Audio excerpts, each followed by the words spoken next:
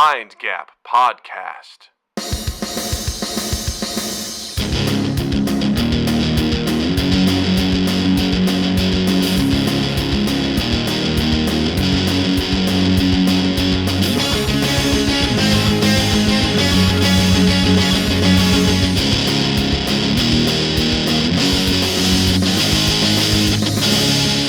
Hey everybody, welcome to Mind Gap Podcast. I'm Doug. I'm Justin. And Doug, what is something attractive at 18 that was very embarrassing by the time you hit 30? For me personally, and I love this because we asked the Discord for some responses and we got some responses. I also have some Reddit responses for this. But for me personally, it's being proud of how much food you can eat in one sitting. At 18, it felt like, hey, I remember I went to Wendy's and one of my brother's friends worked there. And he's like, he made me a burger that wasn't on the menu. It wasn't quite a quad burger, but it was kind of something like that. Close, yeah. He's like, he goes, if you eat this, I'm not going to charge you for it. I'm like, all right. That's a dangerous thing to say. Got that with some fries and a Frosty. Yeah. Downed it. He just sat there shaking his head at me, and I was like, I'm the coolest guy around. Cut to us at assignment desk, me eating a quad burger, cheese fries, and a milkshake and a soda, and Jill being like, you can't do that anymore, man. You're going to die. You have to stop. You have to stop. And I realized at that point, I'm like, this is a sickness. This is not something to brag about. This is a disorder. Yeah. I can't do it. I can't house the oatmeal cream pies, and I can't house the dips, containers of chips and dip like I used to. I mean, I'll never forget but I'm that. choosing not to. I'll never forget the quad burger day. That was something, we've referenced it so many times on this, and I tell you, listeners, viewers, I wish you could have been there because it was the thing. It was a thing of beauty. Man, the pride I got when people were like, man, Doug can really put away that food. I was like, you're goddamn right. And then it hit me where I'm like, this is a sickness. Like, this is not a good thing.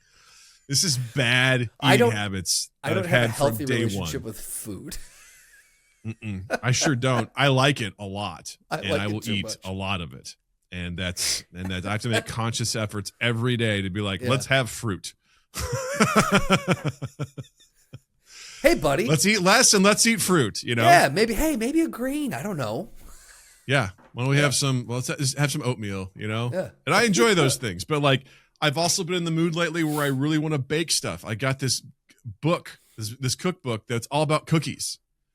But I'm looking at it and being like, I want to make everything in here, but I don't want to eat all of this. I mean, I do, but I don't want to. And I made pizza over the weekend. And I was like, you're going to have a max of 2 pieces of pizza per sitting. That's the most you're going to have. You're not going to have any more than that. And I felt good setting limitations, but I have to consciously be like, you get 1. Can I give you 2? Can I give you a hack with that? Yeah. Is that if you cut the pizza straight in half, that's 2 pieces. Practical Doug knows that's a lie. Look, it's not. It's 2 pieces. Yeah. Practical Doug knows that there was a larger piece that has now been cut in half, and it's still a piece. Practical Doug. When Practical Doug goes, then I want 4 pieces. No, I think you misunderstood what I said. If you take a whole pizza and cut it in half, that's 2 pieces. Okay, I did misunderstand what you said. I got it now. Yeah. So. Yeah. Cool. Fair enough. I'm just saying, if you want 2 pieces, but you're like, oh, I really want more, still treat yourself to 2 pieces. Treat yourself to a whole ass pizza. It's 2 pieces. But I really enjoy making those good sweet treats, and I'm just like, I can't right now. But I told myself, in honor of me getting a new job, in case you all didn't know, I got a new job, and I'm excited. This coming weekend, I'm going to make myself a little treat. It comes from the cookbook. It's a cast iron skillet cookie. Yes, sir. And I'm going to make some homemade ice cream to go with it. I'm like, I'm going to have this as sort of like a celebration. Yes, of sir. me beginning a new fucking job, baby. Shit, yeah, So, buddy. That's what's up. I love this. That's what's up. I love. But I'm like, homemade. I'm Do you have making an some ice cream cookies. machine? I do have an ice cream machine, See, and feel I like highly wanna get recommend one. it. Yeah, I feel like I want to get one because that's you just right there, like a cookie skillet and a homemade ice cream sounds unreal right now. That sounds so fucking good. Bought the ice cream machine thinking, what the fuck am I doing? when am I ever going to use this? And I have gotten my money's worth out of that motherfucker. Let me tell you, like, because it's not that hard. I recommend getting one that has a compressor in it so that you can make multiple batches. Otherwise, some machines, like, you have to freeze a bowl for 24 hours. And then once you use it, it's like you got to freeze it again. But if you get one with a compressor, it's a little more expensive, but it's worth it.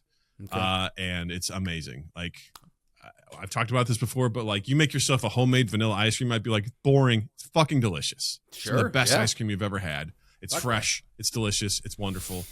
And then the wonderful concoctions I've made have been top notch. So, but anyway, I've had a couple of Natalie's friends. Their parents have like let Nat come over recently a lot because I've had like doctor's appointment or something or whatever, and I'm like, I'm gonna reward you guys with cookies. So I've got some cookies that have been hanging out in the fridge. It's like the dough said, have them hang out in the fridge for 6 to 48 hours. So I'm letting I'm letting it all the flavors come together. I'm going to bake those off tomorrow morning and send them to her friends. But I'm like, I just need a reason to make these treats, you know. I'm getting that itchy. I want to make treats. Yeah, I want to make treats. But anyway, that's fucking enough cool, about that. Justin, what's something that was attractive for you at 18 but is embarrassing at 30?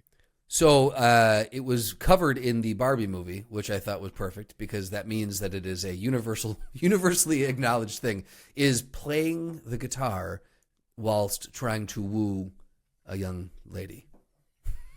Boy, I just went back in time and oof. Yep. We've all done it. Anyone who plays the guitar has gone this route. And you just think back to, you know, look, I'm not great at the guitar now, but I am arguably better than I was. I would say probably better than I was at 18. And when I think about what I was doing at 18, like thinking I'm like, this is a panty dropper. Look out, ladies. I'm going to start strumming and you're going to start getting wet. Body is a wonderland. Just blink, blink, blink, blink, blink. Yeah, not great. Have you heard Bad Moon Rising by CCR? I can play that because that's GCD. Do you like CCR, ladies? You know Time of Your Life by Green Day? That's like four different notes, basically.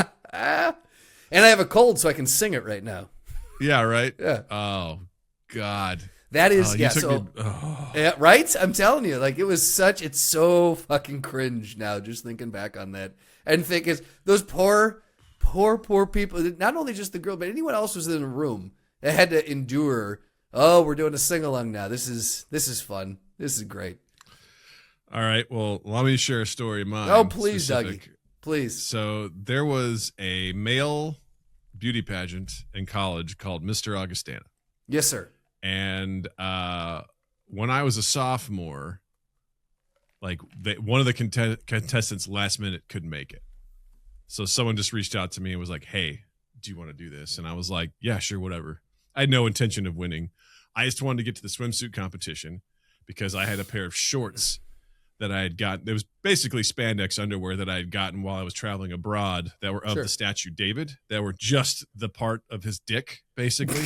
And I wanted to wear those in front of everybody as far as the swim. So I was like, my sole goal is to get to the swimsuit competition because I want to be like, ta-da, you know? So because hey, look at that tiny marble dick that guy's got. Right? That guy's got a dick. But in order to get there, you had to go through the talent portion. And so I was going to play a Blink-182 song on my guitar. Yeah. But my buddy at the time was like, no, dude, you wrote your own song, right? I go, yeah. He goes, you got to play that. And I did. And I sang it in front of an auditorium full of people. Did you give it your all? Did you put the oomph behind it? I did. I looking back on that. I'm sweating now just thinking about how dumb that was. That embarrassing. I love it. I'm like at the time I was like, fuck it. I was like, whatever, man. I don't give a shit. Somehow I made it to the swimsuit competition and I got to show everyone my little tiny stone dick, which was amazing. The reaction to the people in the front row, they were like, oh my God, it was amazing. And I lived it. But I got in front of an auditorium full of people with my acoustic guitar and I played this fucking song. Yikes. Oh, buddy. Do you remember the song? Yeah, it was called Chill, Justin. It was called Chill. Oh, just chill. It's a very simple message. Yeah. I don't even know what the lyrics were. I can't remember, but I tell you what, it was a dog shit song. So I'll bet I know one lyric. Chill. Probably something like that. Something awful. This is terrible. Was it? Do you remember? Was it ska? Was it emo? Was it what? Punk? It was a heartfelt. It was a heartfelt acoustic song. Was it a ballad? I don't know if it was a ballad, but it was just like, it was Doug, something. I'm sweating so hard. You would think that we didn't get the AC fixed since the last time we talked. I'm sweating so hard. It's right amazing now that you still have that visceral of a reaction. I was so proud of myself at the time, but looking back on it, I'm like, oh boy, buddy. The next you know time what? Kudos on having no shame for that point because you experienced life in a different way. Nowadays, I'm like, why would you do that? Yeah, you were so free, man. You were so free. I'm trying not to clamp down on Nat in that same way. To be like, don't do that. I'm like, no, go do that. Do what you want to do. But I'm like, I wouldn't do that. I'm just saying, I wouldn't do that. The next time that we are together, though, and a guitar is present, I'm gonna need to hear "Chill." I don't even know if I remember how to play it. I don't. In fact, I'll I'm bet not gonna say I don't know if. I don't remember how it goes. I think I have maybe it recorded somewhere. Then we need to figure out where that is, and I need to hear it. My life goal right now, Doug, is to hear "Chill" by Douglas J. Cochran. Woof. I remember. Anyway. I remember one time we threw a house party, and it was it was college, so much substances were being imbibed at the time, and I remember. Being overserved. I don't know who did that to me. Weird. But I was overserved and I thought I'm like, now's the time we're going to serenade. And I woke up the next day with vaguely hazy memories of me putting on a fucking concert. And it was, to this day, I still am like, I want to write a handwritten apology letter to everyone who attended the house party. Is that something like I know you're either in the shower or walking your dog and that memory just breaches through the wall like the Kool-Aid man and you viscerally go, no! You just say it out loud as you're walking and you go, no! Push and you try to back swipe down. it away. You're like, no. No! Absolutely. Abso-fucking-lutely. So much to the point where if you did that and someone saw you, they're like, that guy's having an episode right now of what? I don't know. But he's just like, no, he's fighting his demons. Swipe left. Because I know there was someone there at the house party who was a singer. And I remember like, hey, all right, you take the high, I'll take the melody, you take the high, we're going to harmonize. I was fully trying to do I don't remember what the song was, but I know we were fucking duetting this, and I know it did not go well. I don't remember it, but I know enough to know it did not go well. You're like, listen, I don't need to remember it. Couldn't tell you what song we were singing. Absolutely couldn't tell you, but I can tell you with absolute certainty, did not go well.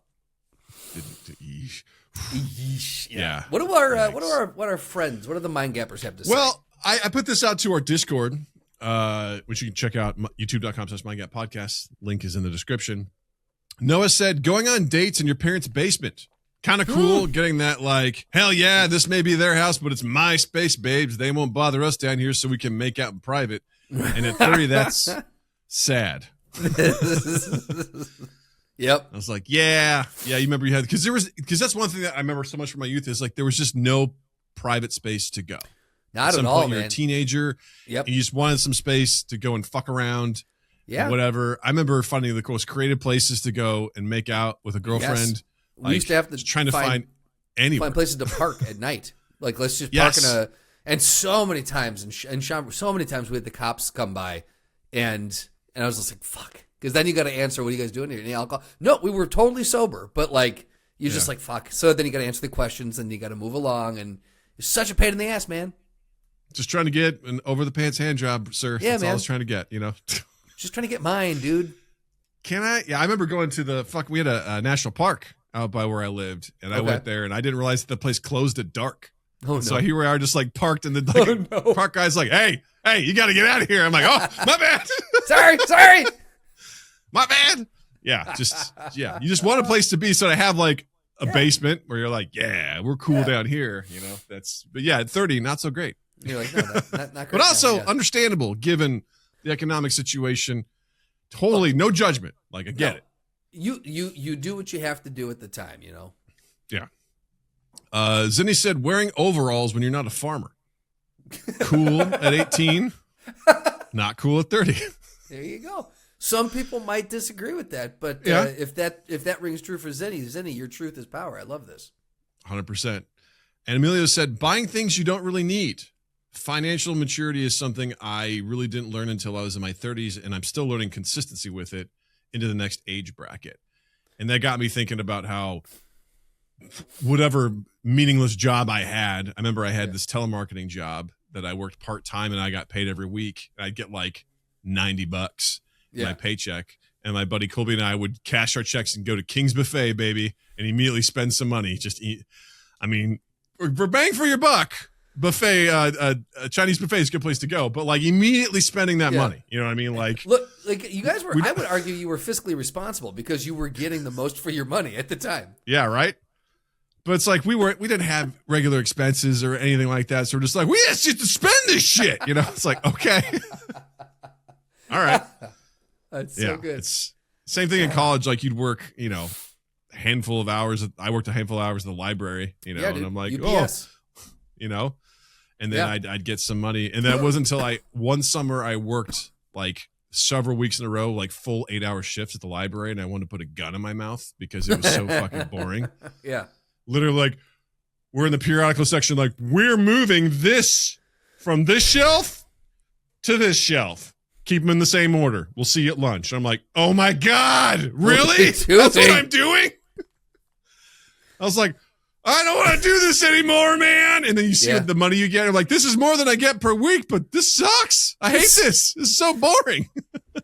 I'll tell you, when I would get those paychecks, though, my thing, I would not go to the buffets. I would go immediately to the mall, to the to that one store, and I would find myself either some throwing stars or some nunchucks or some swords. And it was those were my not smart things to purchase with my UPS checks. Yeah, there you go, man. Making the most of it. Got it. But I'll tell you what, my house protected. No one guess what? Nothing ever happened. You know why? Because they knew not to mess with me. You know. Guess who never tried shit? Guess who didn't want to get a throwing star in their general vicinity? Somewhat near them. Yeah, and not thrown at the correct angle that it would actually stick in them in any meaningful way. Right. Yeah. Ding. It kind of bounced off of the tree that was 5 feet to the left. But God damn it, if I didn't throw it as hard as I could. They knew I meant it. That guy put some oomph behind it, you know? Here's some other ones from Reddit. Someone said, talking about how often you drink or smoke. Very cool at 18. For sure. But at 30. Oh, my God. Cool. Absolutely, yes. You're like, yeah. It just makes me like, dude, I got so hammered last night. It's like, right? You're fucking 34, dude. I don't give a fuck. Yeah. Grow up. Yeah. Now it's said with full regret. Oh, yeah. I drank so much last night.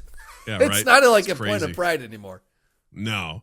Another one, bragging about living in absolute chaos. At 18, having a mattress on the floor, no groceries, and staying up until 4 a.m. every night makes you look like a wild rebel. At 30, it just looks like a cry for help. That's a great one. Yeah. It's like, when you're 18, it's like, check it out. I have my own space. Kind of going back to what we were saying before. Oh, we're like, whoa, look at this. I had a friend in high school whose parents just, for whatever fucking reason, kicked him out of the house when he turned 18. One of the most cruel things I've ever witnessed. But he had his own, like, shitty little house that he was renting. I remember we'd go over there like, you have this whole space all to yourself. And he's like, yeah. And he was so fucking lonely because there was no one else there. Right. And we're like, oh, this guy's got it going on. And then he was just miserable because there was also no one else there to share that space with. He was so lonely. He just wanted to be with his family. Right. It's crazy. But you guys, from the outside looking in, you guys thought, oh my God, this guy's got everything that we've ever wanted. He's living the life. Right. But at 30 years old, if you're living in that house, you'd be like, dude, are you okay? Hey, man, you want to talk about getting a bed frame? Yeah. Are you okay? You okay, bud?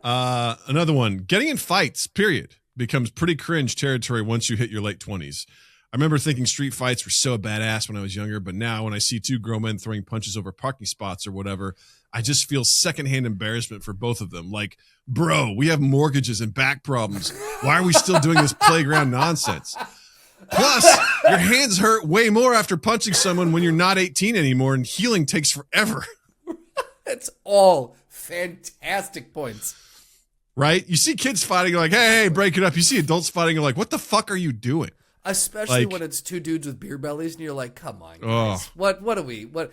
All of them, they got the lean, they got the ass out, chest forward lean, and they're just throwing haymakers. They can't even. There's something so sad about it. It is. I watched a video of a guy in a road rage incident, comes over to another guy's car, starts like pounding on the window. Yeah. The other guy opens up the car, he just starts wailing on this dude. And I'm like, terrifying. Like, if I'm in the middle of the street and just watch this happen, I'd be like, what are we doing? Like, what led to this here? Where you have to, like, you're so pissed. You have to throw punches at someone's windshield. Like, if you it's crazy. saw something like that, do you think that you would intervene? Like, is there ever a point where you would insert yourself into a fight happening between two people? Possibly if Natalie was with me and we were like on foot. Okay. Right. And I wanted to make sure that she was okay. You know, like, there was a time where Jill and I were coming back when Jill was pregnant, coming back from a doctor's appointment, and three dudes on the train in Chicago started lighting up some weed. Yeah. And I turned to them, I go, hey guys, can we not? And they rushed up on me. They're like, what the fuck did you say? No shit. You tell me what I can't do. And I pointed at Jill's belly. I go, she's pregnant, man. And they're like, oh shit, dude, I'm sorry. And I dude sat down. He pulled out his phone. He goes, hey man, I just had a kid recently. Here's my kid. I'm like, oh, that's so cool. Like, what the fuck? But they were just like ready to throw down. I'm like, I don't give a shit, but she's pregnant, man. Can we not do that in here? And they're like, all right, man, it's cool. And like, they moved on. You know what's crazy? That's wild. The night Jill was giving birth to Natalie, I left to go to McDonald's because the food at the cafeteria sucked. And I saw those three guys there at McDonald's. I was like, holy shit, what are the odds of this? You know what I mean? Did you tell them my wife's in labor? I was like, I don't want to have any more problems with these guys. Hey, you remember me, guys? Hey, smoke one up for me. My wife's giving birth, like wild. That's fucking nuts. I would prefer not to intervene unless like, I'm sure there's some situations, but in general, I'm going to be like, I don't want to get involved. Like, it's not worth it. I don't know. You don't want shit turning on you, Absolutely not. Yeah. I think the one thing that you have, and we've talked about this many times, is your size. I feel like that's the one thing that you could probably, without having to really get in the middle of anything, you might be able to just kind of like scare people down. Another one from Reddit that's embarrassing at 18, or attractive 18, but embarrassing at 30 is empty booze bottles used as decoration. Yes. Oh, dude. Right? Yes. 100%. My neighbors across the house next door, not across the street. My bathroom looks right into their kitchen, and along the window, and they have to easily, squarely be in their 20s. Like, they're not like young 20s. They're like mid 20s. Just booze bottles all along the window. I'm like, what are we doing, guys? What are we doing? Yeah. I remember my senior year of college, one of my roommates wanted to make a bottle cap coffee table. So all the bottle caps from all the booze, they would save all of them, and then they like nailed them into this like wooden thing that they got, and they put a glass table on it. And I was like, all right, hope it was worth it. You fucking nerds. Look, when we were in college, like we definitely had that. It was our trophy case. All along the top of our kitchen cabinets was every bottle that we had killed in a at a party or whatever. Like we killed in the wild, like a pair of antlers. No, 100%. Like I fully did that and I owned to it. But like now, when I see, like if I were to see that, when I see that in my neighbor's kitchen, I'm just like, what are we doing? I don't know, dude. Come on, it's not that big of a deal. You're better than that. Yeah. Here's another one. Not giving a shit. If you continue to not give a shit as an adult, you are the problem. And I don't mean on a global scale. Put your shopping cart back. Did you write this, Doug? I wish I would would have. You wrote this. Yeah. But like when you're a kid, you're like, I don't give a shit about anything. Like, well, that guy's really cool. But at 30, you're like, hey, man, could you just fucking try? It'd be great for all of us if you just tried, man. Maybe just be a part of society. We're all in agreement with what we're doing here. Can you just get on board? You don't even have to. The thing is, we're not asking people to like, you don't even have to go overboard. You just give a modicum of shit. That's all. Right. Like, just be baseline, livable. Like, you live in society with other people. That's all we're asking. Yeah. And last but not least, burnouts at stop signs. I haven't seen one of those in for fucking ever, dude. Yeah. Yeah, right? People are like, what? It's like, hey, take it easy. Take it easy there, champ. Thanks for you got my attention because I'm afraid that we're all gonna die. Right. Wow, I'm impressed. Yeah, cool. You are noticed. Way to go. That's good. But, those are all great. So hit us up in those comments. What's something attractive at 18 but embarrassing at 30? We'd love to hear your thoughts, your stories. You can also leave them in our Discord. Link is in the description down below. Either way, we'd love to hear more about it because what's life without looking back and realizing like, wow, we thought we were cool. Mm-hmm. And now we're making different choices. Different choices. Yeah, dude. So I have big news, Justin. I've been talking about this for a couple of weeks. Yes, you have. But I got Natalie to watch Top Gun Maverick. Here we go. Let's hear now, did she do a full review? Because I want to see a video, a YouTube-style vlog review. I should just interview her. It would probably be very quick. It'd be superlatives, and it wouldn't have any sort of like real... Honestly, her Letterboxd review would be hilarious. Shit, you should totally make her do just transcribe what she says and dictate, to me what she thinks, and I'll just type it out there. 10-year-old's Letterboxd reviews. Honestly, there's just quick side tangent. There is a Letterboxd account that probably would go viral if you just. That would be fun. It's just the title of your account is my 10-year-old daughter's reviews, and she just reviews all the movies. Yeah, my daughter's reviews. Yeah, mm-hmm. That would at some be point amazing. she's gonna be greater than 10, so Well, it's like reenacting my 2-year-old's conversations, like that. Oh, that those YouTube guys, video. and yeah, they had to keep rebranding. Great. It. Yeah. So what I realized is Natalie, for starters, like I could watch her watch movies forever. Like just watching her watch something for the first time is the best fucking experience in the world. I would like be tapping Jill with my foot, being like, "Look over there, look at her." So what does she be like? What makes it? Yeah, what makes it like so? This, her eyes wide, fingers crossed, or she'd be going like having her hands on her head like this, and just like her hands were so sweaty at the end because she also doesn't understand movie tropes. She doesn't understand like the story structure that we've seen a bajillion times. That they're going to pull out of this. Yeah, they're probably going to be okay or whatever. And she's just like, "Oh my god, what's going to happen?" And she was like into it, and I had a feeling, I'm like, I think she's going to be into this. Yeah. And she was into it.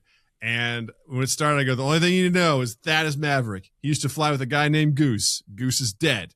All right. And then she starts asking, like, it's so funny too, because like whenever there's a like heterosexual like people that are in a room together, or they touch or kiss, she goes, "So they're married?" I'm like, "No, not necessarily. No." Is that his wife? I'm like, no, it's not. Yeah. No, it's not what it is. She was like locked in, like I gotta say, man, I'm surprised. Like I did not know if she was gonna like this or not. That's impressive that she locked into this one. I feel like just the intensity she got from The Martian in particular, especially like that was like very space oriented, but there were parts where obviously when they were in space and doing that sort of stuff and then intensity, I'm like, I bet you like Top Gun Maverick because of like the shots of them flying these jets is super cool. Yeah. Right. Like it's very interesting watching them try to train to do this mission and all that sort of stuff. And it's so funny too, because like when, it's implied that, Maverick and Jennifer Connelly's character have sex. And Natalie's like, "Oh man, are they gonna have sex?" And I was like, "No, it's easy. You're not gonna." And then it's over. And she's like, "Oh, thank God." I go, "Shut up. This is really important stuff you're about to hear." Shut up. She learned, and then she learned because she'll just not pay attention. I go, "This is really important." And then she was like, she learned about why Maverick held Rooster back. Pulled his application to the Naval Academy. She's like. Like she had a huge reaction. She goes, "Oh, so that's why." I go, "Yeah, that's important stuff, right? Now you know." This is great, dude. This is so great. And she's in like there's if you haven't seen the movie, some spoilers, but like when they're running their mission, Maverick gets his plane to save Rooster, and his plane gets blown up, and now he's like, "Is Maverick gone?" I go, "You're just gonna have to watch." She goes, "I hate it when you tell me that." I'm like, "Well, I'm not gonna spoil it for you. You gotta watch it." Yeah. And she's like, will you just tell me? I go, no, unless it's an animal. I'll tell you in advance if an animal lives or dies because 100%. I think that's important. 100%. Yeah. As 42, I want that too. Right. I was watching Night of the Seven Kingdoms with Jill. I got to watch it. At one point, a horse gets like gored through the neck in a jousting thing. And I just tell Jill up front, hey, just so you know, this horse, it's going to die. It's going to be brutal and I'm sorry. Yeah. And she's like, okay, thank you. Because she can at least prepare for it. Yeah, absolutely. It's good to know that sort of stuff. You're like, oh God. So I was like, no, I'm not going to tell you, and then like they get each other and they're flying out in their F-14 and then like they run out of ammo and there's another, bad guy on their tail. They're just flying up and it's locking. And she goes, hey. She's like asking me to hold her hand. She's like reaching out her hands, just sopping wet. And she's like on the verge of tears. She's like, are they going to make it? I'm like, you're just going to have to watch. And then this is great. The plane blows up and she's like, nah, wait, that was the enemy plane. And all of a sudden she sees the Glenn Powell's character and she knows this guy from Twisters. Yes. And yes. she loves that movie. In that movie, he always does, there's a scene where he does this too. Like there's a Twister. Jill and I both look at her and we do this. And she's like, fuck you guys. Did you say that? Yeah. Yeah. I fucking love it. But when it was over, I go, what'd you think? And she goes, that was awesome. Why'd you wait so long to show this to me? I go, I tried to get you to watch this the past 2 weekends. Right. Fuck you. You're the one who's all like persnickety about her movie tastes. I was like, God damn it, child. I'm like, you want to watch it? She's like, nah. I'm like, I don't know if I like it. I showed her the trailer for it and she was like, all right, I'm down. I'm like, okay. Oh, so that's fucking funny. Yeah, dude. it was great, man. I was sitting there just being like, God, I could watch this shit all the time. It is the best. Because I kind of like sit at an angle so I can kind of one eye watches the TV, the one eye watches. Yeah, that's your entertainment is watching her watch the movie. Yeah, num. It was so enjoyable, and just to watch her, because this is beyond a lot of the stuff that she's seen. Yeah, in a lot of ways, where there's like it's different intensities. Well, and you've got to pay attention to what's going on with like the whys and the kind of the political side of why is Maverick? Why don't people like Maverick? Why don't they trust him? Why are they bringing him back in? Like there is a lot of adult themes tied up with all of that stuff. Right, but it's not overly complicated that she can understand it. Right. Because there's certain things like I really want to show her Batman Begins, but I'm like, is she going to grasp? She could probably watch it and enjoy it, but is she gonna? Because I mean, listen, I watched Star Wars movies and Indiana Jones movies, be like, this is awesome, but not till later that I watched them, be like, oh, there's actually some heavier implications in here that I didn't grasp as a kid. Fully, yeah. Because I'm like, I'm sure she could appreciate, what that's like and whatever. But I'm like, but there's some elements in there of like, why is it that Batman has to exist in this city, right? Like, what is corruption? What does that mean? Like what is bigger themes, all that stuff. Exactly. And I'm like, because I'm looking forward to showing her The Dark Knight, but that's also I know you are. Yeah. There's also there's that next level of stuff is like, who is this chaotic character?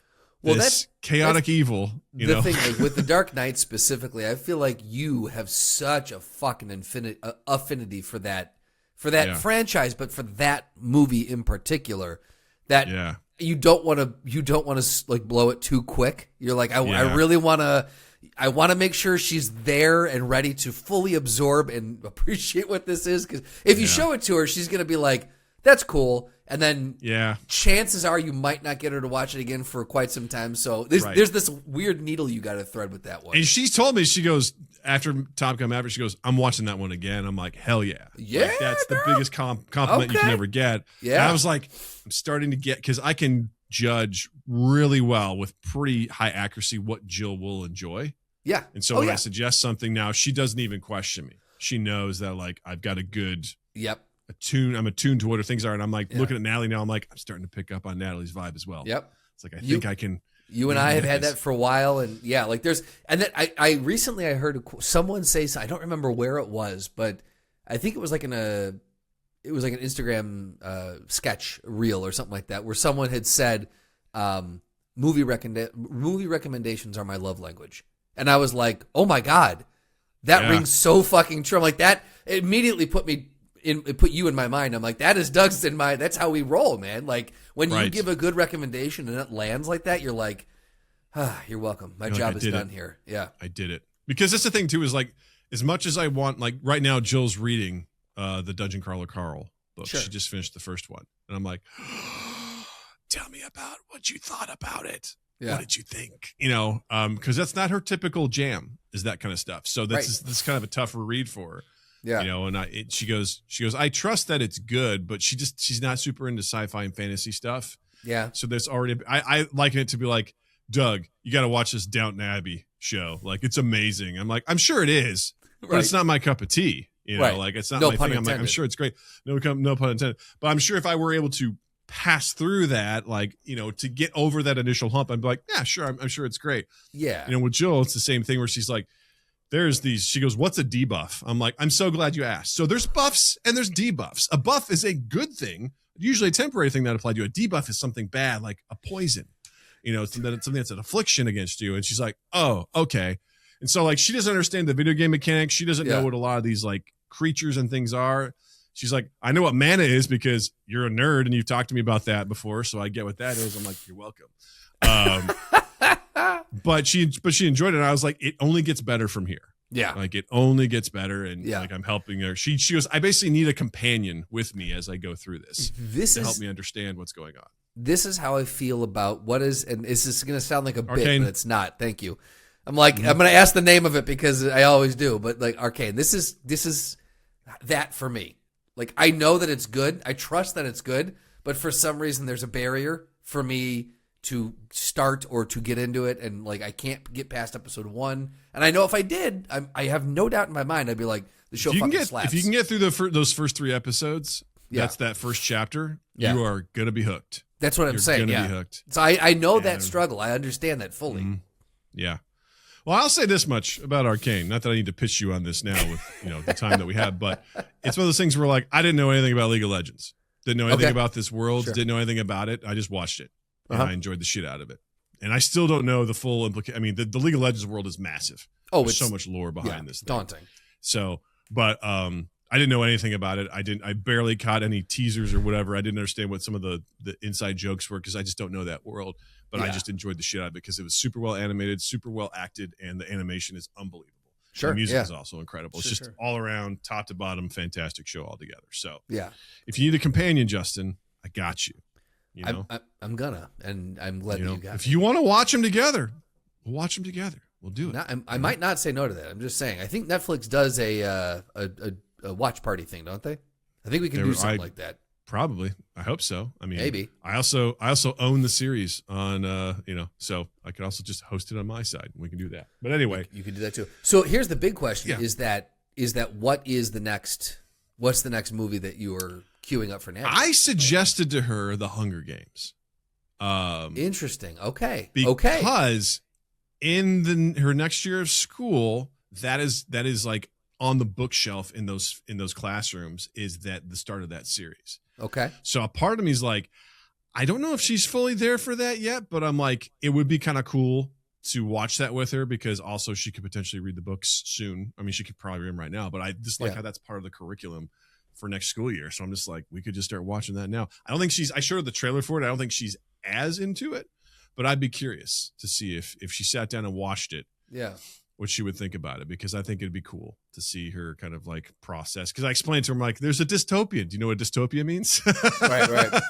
Well, there's a world government and it's rough, you know? I know, look, there's like hardcore kid deaths, but like, there's children slaughtered in it. Children slaughtered. Yeah. But like, and I was just going to say, maybe she could find a connection to the children, but that also might be super traumatic for her. Who knows? But at the same time, a compelling story, right? Like watching very, very this true character in this situation and the rebellion and stuff. I'm like, I don't know, man. It might strike a chord, you know, not in the same exhilarating way that Top Gun Maverick does or The Martian, but I'm like, I don't know, man. It could be fun. I'm hoping to maybe, it's funny. This is obviously not ready, but like Mad Max Fury Road was on sale the other day, so I bought it, and I was like, I bet Natalie would like this.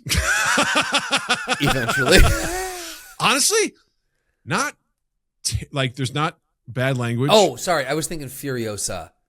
No. I feel like that one's a little rougher. It's Furiosa, not Furiosa. Furiosa. But I was like, there's some like intense imagery and stuff like that. But I'm also like, there's some incredible action and stunts. Like, they're incredible stuff. Yeah. But it is kind of violent. Dude, Tell me. I don't know if I told you this, but I was finishing Daredevil Born Again, season 2. Yeah. Final episode. Hadn't seen this season before. I don't know what it was. Natalie just came over and she's like, "Oh, what are you doing?" I'm like, "I'm watching this." I'm like, "Do you want to watch?" Because she knows some of the Marvel. Wait, you hadn't She seen knows. the season 1? No. I was watching season 2 for the first time. I was at the very end of the season. Understood. She came down while I was at the season finale of it. Gotcha. Okay. No, she knows who Daredevil is because she plays Marvel Rivals and she understands who some of these characters are. So I'm like, "You want to just watch this with me?" She's like, "Sure." Yeah. Could have been the worst time for her to watch. It is so utterly violent. Is it really? Like, I'm so excited. Not Punisher violent. Yeah. Oh, sure. But really bad things were happening to people. And I was just like, whatever. And all of a sudden I look over and she's like very rigid. And I pause it. I go, "Are you okay?" And she just shakes her head furiously. Oh, wow. I go, "Is this too violent?" She's like, and she gets up and just to leave the room and didn't want to say anything. Like she was like really viscerally upset. And I was like, "Please don't go yet. Can we please talk?" And she didn't want to talk. Wow, man. And she came over and I go, "I am so sorry." Yeah. I go, "I did not realize that would affect you like that way." And I go, "I'm so sorry. That was my bad. I shouldn't have. I should have screened this first and seen." Yeah. I go, "I haven't seen this." And I was like super apologetic. And I was like, "If you're ever uncomfortable with something we're watching, you feel free to speak up. It's totally cool. Like, you're not going to offend me." And then she eventually was like, "It's cool. Like, it's fine. You didn't know," and whatever. But I was like, "I'm really sorry about that." That's interesting. So she does still have a threshold. Like she's not, she's not that. It's a great teaching moment where there's a lot of times where she's like, "Can I watch this?" And I go, "You're not ready yet. It's not for you." And I go, when I say that, I go, "This is what I'm talking about." She goes, "I get it now." Oh shit! So okay, you guys were actually able to make an understanding. You bonded. There's a teaching moment where I was like, when I say you're not ready, I go, "This is kind of what I'm talking about." She's like, "Got it." Yeah. It's incredible that you were able to actually illustrate that point in real time. Yeah. That's fantastic. Because so many times she's just curious. She's like, "What are you watching?" I'm like, "This thing." She's like, "Can I watch it?" I'm like, No. Hard. I go, "When you're older." She's like, "It's always when I'm older." I'm like, "For good reason." And now you know. Yeah, it's always when I'm older. And it will be until you're older. I always tell her, I go, "When you're ready, I'll be the first person to sit down and turn on the TV and watch this with you." Yeah. I'll be the first. I'll be begging you to watch it. Like, Natalie, when you were 6, I would not have put on Top Gun Maverick. Now you're older and you hit a benchmark and you'll continue to hit these benchmarks. It's all good. Right. And I cannot wait to show you so many things. Yeah. You're like, "Natalie, I'm not keeping these things from you out of like spite or pleasure. I don't get any pleasure from withholding from you. I want to share these with you. You're just not ready." Yeah. Yeah. You're just not ready. And we'll get there. I promise we'll get there and it will be good. Hunger Games. I'm very pumped. All right. Interesting. Yeah. That's what. And obviously she's excited for several other movies, that are coming out there, like Toy Story 5 and sure, yeah. There was something else that's coming out that she's like pumped about and whatever. I'm like, "Oh yeah, that sort of stuff." But I'm also like, I'm like, I have so many movies in the hopper for you, kid. Like they're just waiting. I got shows that are just simmering. They're just waiting for you. Yeah, I don't know if Natalie knows the depth of your like to sit down and be like, "Dude, Natalie, your dad is like the file that he has, the running file of just quotes, scenes, songs, movie. Like you're not even ready. You don't even know what's coming your way."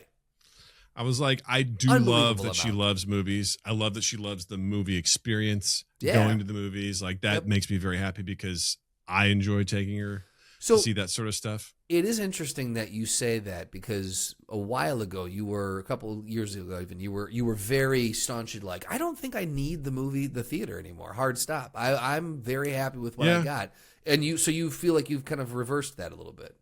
I think part of it was just like getting her to the movies. It's like a lot of things. Like when you have a kid, you don't realize, like you don't think about going to the zoo very much when you don't have a kid. Sure. You don't think about going to the Arboretum. I thought about it. Right. Like there's just these things where you're like, I'm not interested in that. But when you have a little child, you're like, well, they might like this. Maybe this will be fun if we go to the DuPage Children's Museum. Never even thought about that place in my life. But now I'm like, oh, well, I have a child. Right. And she loves it there. Just things like that. So same thing with like movies. I was like, the pandemic and stuff and movies were just available immediately. Like Dune was available on HBO, and I was like, sweet, I don't have to go to the movie theaters and watch someone be a fucking asshole and go on their seat. That kid fucking still kid lives lives rent free in your fucking head. I love that. He does. That fucking piece of shit. But going there with her, and she gets excited to get a bucket of popcorn, and like having her like sit through a whole movie, like a whole. As before, it was like I don't even know if she can make it through a whole movie, or it was just like a kids movie or something like that. But now it's like, when she wanted to go see the new Planet of the Apes movie, and I was like, all right, let's fucking go, like that sort of shit. Or she wanted to go see the new Avatar movie, stuff like that. She was, I'm like, we're graduating to some different levels now, which is super exciting. So I'm like, oh, that's pretty cool that this is something that she could be interested in. And she's also just has, she has a fascination with horror games right now. She doesn't want to play them, but like she's very curious about that sort of stuff. So I'm curious if maybe down the road we head into some spooky territory as well. Ooh, okay. She'll handle that sort of stuff. But that. Yeah. Overall, I'm just super pumped. I was excited to see her reaction. I'm just excited to see what else we can explore. I was like, I just want to go through the list of movies and be like, which one of these could we watch? Which one of these would be interesting? Like, the other day I was like, I can't wait till she's ready to watch 7, Oh my God. That'll be a mind fuck, Yeah, like absolutely. Fight Club, just all sorts of fun shit. Alien. Yeah, absolutely. Oh my God. Death Oh my God. Smoochie. Yeah, she has to wait until she's 40 to watch that, though. Yeah. Well, I'll have you know, Justin, she's already watched Arcane. So just want to let you know. Good. She liked it. So want a fucking participation trophy? What are we doing here, Doug? Fine. Yeah. Sure. I'll make sure she gets one. All right. Well, speaking of Letterboxd and movies. Yes. I'm fucking ready to own this tonight. Okay. Well, I'm glad because we've got another episode, another installment of The Verdict, our Letterboxd game, where I will read Justin a random Letterboxd review from Letterboxd, which is a site where you can go and people can just leave their own movie reviews. I'm going to read Justin called Reviews for My Daughter. Yes, soon. I'm gonna read Justin the review. He's gonna try and guess the star rating and then the movie itself. So here we go. Here's your first one. It's impossible to spoil this film because nothing interesting or important happens. I want so badly to say 5 stars. I'm gonna say 2 stars. It is 2 stars. Yes. It's impossible to spoil this movie because nothing interesting happens. That has to be. I'm gonna give you a hint. It's a very recent film. Oh, a very recent film. Mario Galaxy. Great guess. It is The Mandalorian and Grogu. That makes sense. That makes full sense. I have not heard great things about that. Yeah, I feel like that was something that probably didn't need to happen. Maybe a season 4. Yeah. Right. Okay. All right. The next one. One man has a crush and makes it everyone's problem. 3.5 stars. Close. It's 4.5 stars. Oh, woo! Someone liked also, this movie. Very recent film. Okay. Long Legs.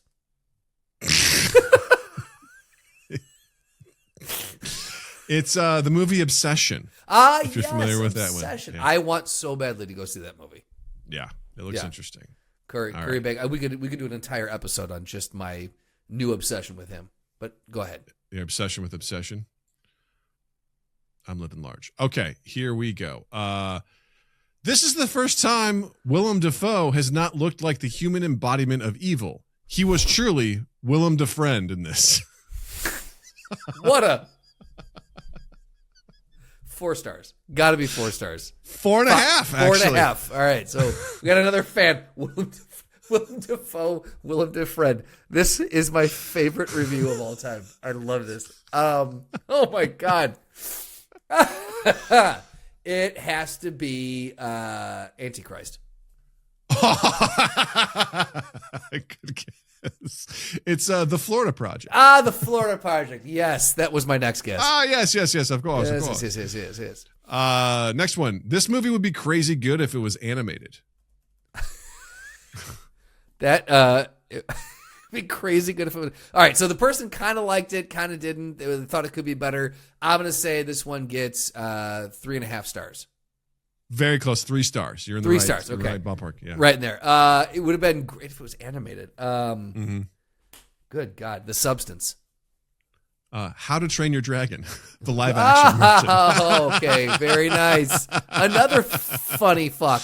Very nice. There's a lot of them. A lot of really good ones there. Yeah. There's a lot of funny ones out there. It's fun to find them and pick them. Okay. Next one. If I was this character, oh god damn it, I clicked the wrong thing. If I was this character, this movie would have been over in about 20 minutes because as soon as that guy threw his cum at my face, I would have killed myself. I'm sorry. You need to read that once more because that was Sure. I don't know what you mean, but okay. If I was this character in this movie, it would have been over in about 20 minutes because as soon as that guy threw his cum at my face, I would have killed myself. All right. So this is it's gonna get 4 stars. And it's 4.5, man. You are right there. Silence of the Lambs. It is Silence of the Lambs. This guy knows the movie where jizz gets thrown at your face. I know come through on movies. What can I say? What do you want from me? Hey, what do you want from me? Yeah. Excellent job. Here we go. Idiots will call this a staggering retelling of the myth of Prometheus through the eyes of the American laborer, the fire of the gods becoming success under capitalism, an unattainable fiction that drives men to madden violence in their pursuit. Geniuses will understand that this is a movie about getting drunk and almost kissing your homie, and then getting even drunker and tenderly holding each other as you drift off to sleep. Jesus Christ. What a epic that was. That was the retelling, if I've ever heard it. That I'm gonna say this is gonna be 4.5 stars. There's actually no star rating for this one. They gave it no stars. Okay. Sometimes there's no stars. All right. So either they forgot or they really hated the movie. This is going to be Wolf of Wall Street. It is The Lighthouse. Yes, The Lighthouse. The other Willem Dafoe movie. Yes, the other Willem Dafoe movie. All right, I'm going to do 2 more for you here. Here we go. Okay. All right. I got to end with these 2. All right. Second to last one. The Truman Show, but Harry Styles violently eats pussy.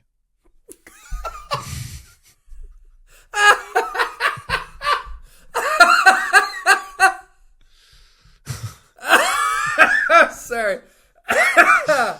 Oh my God, that's really fucking good. Oh my God. Gotta be 4.5 stars. It is 2 stars. It's 2 stars. Holy shit. I was off on that. This threw me off. It was, I can't remember the name of it, but it's the Florence Pugh, directed by Olivia. Yep. Yeah. I want to say Don't Worry Baby, but it's not Don't Worry Baby. Oh, it's Don't Worry Darling. Don't Worry Darling. That's it. Yeah. Yeah. Very, very good. Yeah. Okay. Oh, that's very good. Great. Olivia. Yeah, I know, right? Again, just wow. All right, here we go. Last one. That's a true. I'm sorry. That's gonna stick with me the rest of the night. That's so fucking good. It's so good. It leaves you one just enough, honestly. Yep. All right, let me get into character for this. All right, here we go. Oh, so I'm a bad guy for sending my baby away and telling him to fuck like crazy. Okay. Yeah, I'm evil because my wife and I used our dying breath to tell our infant child he got a nut and some Earth girls. I was panicked because our planet was being destroyed, but okay. Guess you never misspoke under pressure, though. Guess you're fucking message maker of the year, huh? You smashed on that big red button and ain't one thought of this baby cum ever running through your head because you're so perfect? I'm fucking sick of cancel culture. 5 stars. No stars. Man of Steel. It's the newest Superman. The newest Superman. I was like, it has to be one of them, but yeah. Yeah. Wow.